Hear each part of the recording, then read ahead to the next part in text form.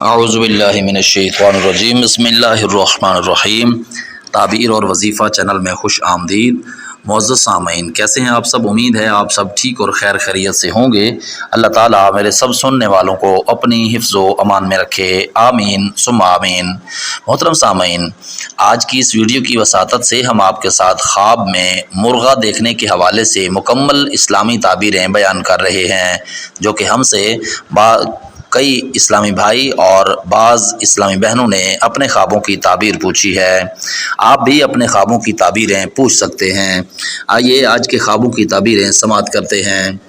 حضرت ابن سیرین رحمۃ اللہ تعالی علیہ نے فرمایا ہے کہ اگر اس کے پاس مرغہ ہے اور جانتا ہے کہ اس کی ملک ہے تو اس کی تعبیر یہ ہے کہ غلام زادے پر فتح پائے گا، اور اگر دیکھے کہ مرغے کے ساتھ لڑتا ہے تو اس کی تعبیر یہ ہے کہ اجمی آدمی کے ساتھ جھگڑا کرے گا، اور اگر دیکھے کہ اس کو مرغے سے تکلیف پہنچی ہے تو اس کی تعبیر یہ ہے کہ اس کو اجمی شخص سے ضرر پہنچے گا، اور اگر دیکھے کہ اس نے مرغے کا بچہ پایا ہے، دلیل ہے کہ چھوٹا غلام یا اس کو کنیز سے لڑکا حاصل ہوگا، اور اگر دیکھے کہ لڑکے نے مرغ کی آواز سنی ہے، دلیل ہے کہ نیکی اور خیرات پسند کرے گا، اور اگر دیکھے کہ مرغہ اس پر اچھلا ہے، دلیل ہے کہ اس کو کسی سے غم پہنچے گا، اور خواب میں مرغ کا انڈا غلام ہے، اور اگر دیکھے کہ کسی نے اس کو مرغ کا بچہ دیا ہے، اس کی تعبیر یہ ہے کہ اس کو وہ شخص غلام بخشے گا۔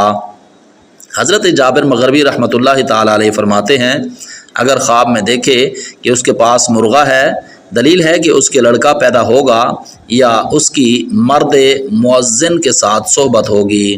چنانچہ حضرت صلی اللہ علیہ وآلہ وسلم و صحابہ کرام نے فرمایا ہے کہ مرغہ میرا دوست ہے جو نماز کی طرف بلاتا ہے۔ حضرت امام جعفر الصادق علیہ السلام فرماتے ہیں، اگر خواب میں دیکھے کہ مرغے پر قابو پایا ہے، دلیل ہے کہ سردار زادے پر قابو پائے گا اور اس کو مغلوب کرے گا، اور اگر خواب میں دیکھے کہ اس نے مرغے کا انڈا پایا ہے اور توڑا ہے تو اس کی تعبیر یہ ہے کہ کسی چھوٹے بڑے پر قابو پائے گا۔ محترم سامعین، امید ہے کہ آج کی یہ چھوٹی سی ویڈیو آپ کے نالج میں ضرور اضافہ کرے گی۔ آپ نے آج خوابوں کی تعبیروں میں خواب میں مرغ کے حوالے سے مکمل اسلامی تعبیریں سماعت کی ہیں۔ آنے والی ویڈیو تک کے لیے اپنا اور اپنے اس چینل کا خیال رکھیے گا۔ تب تک کے لیے اللہ حافظ۔